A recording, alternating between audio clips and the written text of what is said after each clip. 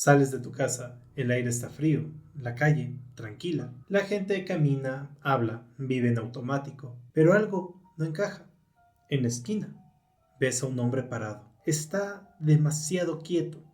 Está de pie, no mira el celular, está completamente inmóvil. Ni siquiera parece respirar, como alguien normal. Sigues caminando y lo notas. Hay más, muchos más. Una mujer sentada en una banca, completamente inmóvil. Un joven apoyado en una pared, congelado a medio gesto. No están dormidos, todos tienen los ojos abiertos, y cuando pasas frente a ellos, todos te siguen con la mirada, sin hablar, sin moverse, sin pestañear, como si estuvieran atrapados dentro de su propio cuerpo, pidiéndote auxilio. Esto no es una pesadilla, no es ficción, esto pasó de verdad. En 1917, en la Primera Guerra Mundial, una enfermedad extraña empezó a aparecer en distintas zonas del mundo. Los médicos no sabían cómo llamarla, pero los que lo veían lo identificaban inmediatamente. Personas que no gritaban, no se quejaban, simplemente se quedaban inmóviles, despiertos y conscientes, atrapados dentro de su propio cuerpo, como si alguien les hubiera puesto pausa. Algunos podían pasar horas sin moverse, otros días, otros años. Y lo peor de todo, nadie sabía por qué. Era un virus, una consecuencia de la guerra o algo mucho más oscuro que la ciencia de ese entonces ni siquiera podía explicar. Porque lo verdaderamente inquietante no es solo lo que hacía la enfermedad, sino lo que dejó décadas después. Y eso debería preocuparnos. La Primera Guerra Mundial no solo dejó ciudades en ruinas o campos transformados en cementerios, dejó algo más difícil de nombrar. Un ambiente extraño, pesado, como si Europa todavía no pudiera despertar del todo. Las armas empezaban a callarse, pero el silencio no traía paz. Calles llenas de gente, pero con miradas vacías. Trenes repletos, pero llenos de un silencio incómodo. Hospitales desbordados, y no solo por heridos de guerra, porque algo ya estaba pasando, algo invisible, algo que no dejaba heridas, pero se metía directamente en la mente. En ciudades como Viena o París, los médicos empezaron a notar un patrón inquietante. Pacientes que en teoría habían sobrevivido a lo peor, pero sus cuerpos empezaban a apagarse.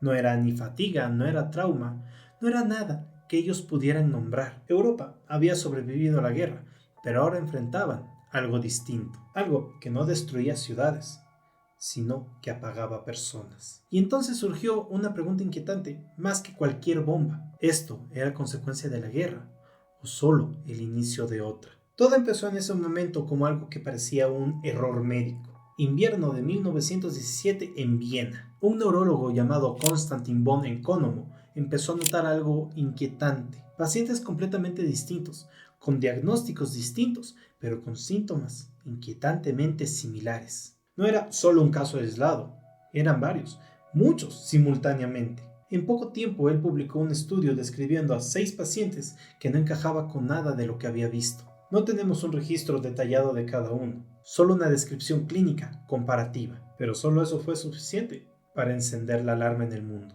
Todos habían sido diagnosticados con cosas completamente diferentes: histeria, intoxicación, trastornos oculares, incluso algunos como encefalitis rara. Y sin embargo, algo no encuadraba. Todos comenzaban normal, con un cuadro banal, nada alarmante hasta que el cerebro les empezaba a fallar. Se volvían lentos, extremadamente lentos, como si el tiempo para ellos se empezara a romper. Uno de los pacientes de Von Economo describía a una mujer que vagaba por los pasillos, con los ojos cerrados, como si estuviera viva, pero caminando, mientras murmuraba incoherencias. Y horas después, estaba muerta. Lo que Konstantin von Economo había escrito en Viena dejó de ser solo una curiosidad clínica, a convertirse en una epidemia mundial. Las ciudades enteras empezaron a llenarse con escenas imposibles de ignorar. Personas detenidas en medio de las calles.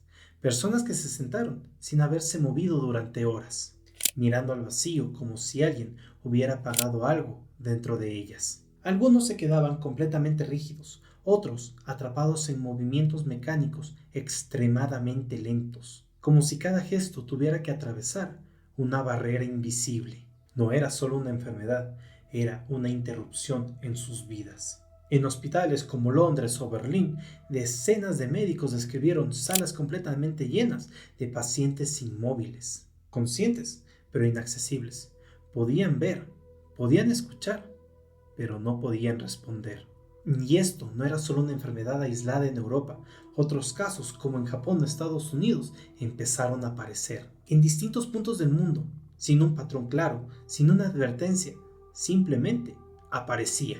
Se estima que más de 1 millón de personas fueron afectadas por esta enfermedad. 1 millón.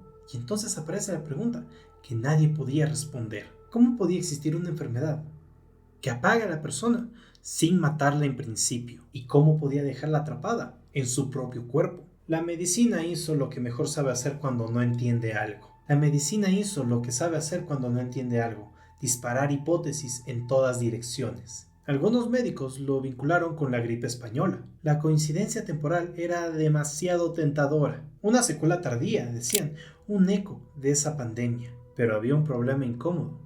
No todos los pacientes habían tenido esa enfermedad. Otros propusieron algo inquietante: un trastorno autoinmune, el propio cuerpo atacando el cerebro. Elegante en teoría, pero insuficiente en la práctica. También apareció la teoría más conveniente para la época: el trauma. Europa venía de la guerra, así que culpar a la mente sonaba lógico. Una histeria colectiva, una respuesta al horror que ellos vivieron. Pero los cuerpos no mentían. Muchos sí presentaban lesiones reales. Mientras tanto, los hospitales dejaron de ser lugares de cura y se transformaron en sitios de práctica. Se intentó de todo: sedantes en dosis brutales, terapias de electroshock, incluso provocar fiebre artificial, como si el sistema inmune se pudiera reiniciar. Nada funcionaba.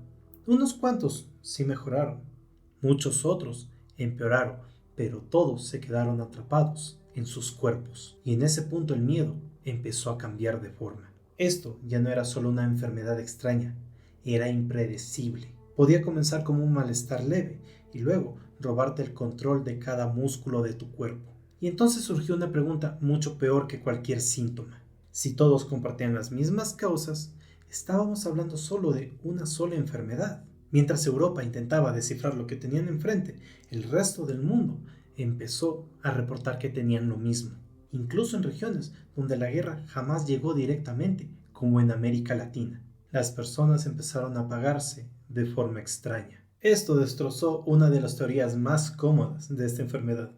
No era algo ligado a la guerra. Y en medio de ese caos médico, un nombre empezó a aparecer nuevamente: Konstantin von Economo. Mientras otros médicos decidían escribir casos inconexos, él decidió ver el paradigma completo. Tomaba síntomas que parecían no tener relación, como sueño incontrolable, rigidez, miradas perdidas y cuerpos que dejaban de responder. Lo unificó en una sola idea, en una sola enfermedad. Le dio un nombre: encefalitis letárgica, o, dicho sin rodeos, una enfermedad que inflama tu cerebro y que te va apagando lentamente. El mundo estaba atrapado dentro de una desesperación silenciosa, frente a una enfermedad que ellos no podían entender, controlar, ni mucho menos detener. Durante años la encefalitis avanzó sin una lógica clara, dejando a su paso miles de cuerpos inmóviles y mentes atrapadas. Pero entonces, a mediados de 1920, ocurrió algo desconcertante. Desapareció. Los casos empezaron a disminuir, lentamente al inicio, casi impredecible, hasta que un día simplemente dejaron de aparecer. No hubo vacuna, no hubo un tratamiento efectivo, no hubo una medicina que la contrarrestara. Se fue sin una explicación clara, nunca fue erradicada, solo desapareció. Y eso deja una sensación incómoda, pero imposible de ignorar. Si algo puede surgir de la nada, expandirse por el mundo, afectar a millones de personas y luego desaparecer sin intervención médica, entonces nunca entendimos lo que realmente pasó. Y si nunca entendimos las causas, nada garantiza que no pueda volver a ocurrir. Durante décadas, los pacientes que se quedaron como estatuas vivas quedaron olvidados, suspendidos, sin esperanza alguna de cura. En hospitales, en salas silenciosas, muchos quedaron inmóviles durante años, hasta su muerte. En los años 60, alguien decidió intentar algo distinto. El médico Oliver Sacks. Él trabajaba en el hospital Beth Abraham y ahí se encontró con varios pacientes con encefalitis. Entonces probó una idea arriesgada, un fármaco relativamente nuevo para esa época, la levodopa. La idea era simple y desesperada. Si este fármaco ayudaba a pacientes con Parkinson a recuperar su movilidad, tal vez, solo tal vez, también los ayudaría a ellos. Y lo que ocurrió fue tan impresionante como inquietante. Los pacientes empezaron a moverse. Pacientes que llevaban décadas inmóviles empezaron a hablar, a reaccionar, a despertar literalmente. Este fenómeno quedó documentado en el libro Awakenings, donde Sacks describe cómo muchos pacientes, después de unas horas, empezaron a volver a la vida. Pero esta historia no termina ahí. No duró. Fue como encender una luz, para simplemente verla, cómo se iba apagando otra vez. Muchos empezaron a desarrollar efectos secundarios severos, movimientos incontrolables, tics, espasmos, alteraciones mentales. Algunos pasaban de estar completamente inmóviles a no poder parar de moverse. Con el tiempo el medicamento perdió efecto.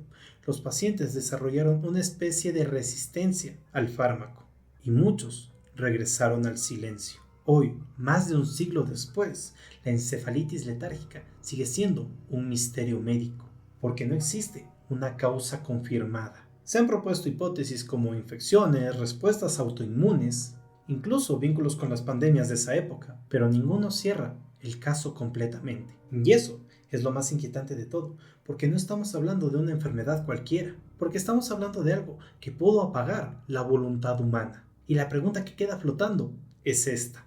Si algo así ocurrió una vez, sin que nosotros podamos entender el porqué, ¿qué nos garantiza que esto no pueda volver a ocurrir? Si esta historia te dejó pensando, te leo en comentarios. ¿Qué otro caso te gustaría que investiguemos? Yo soy Israel Alminate y esto fue Radar Científico.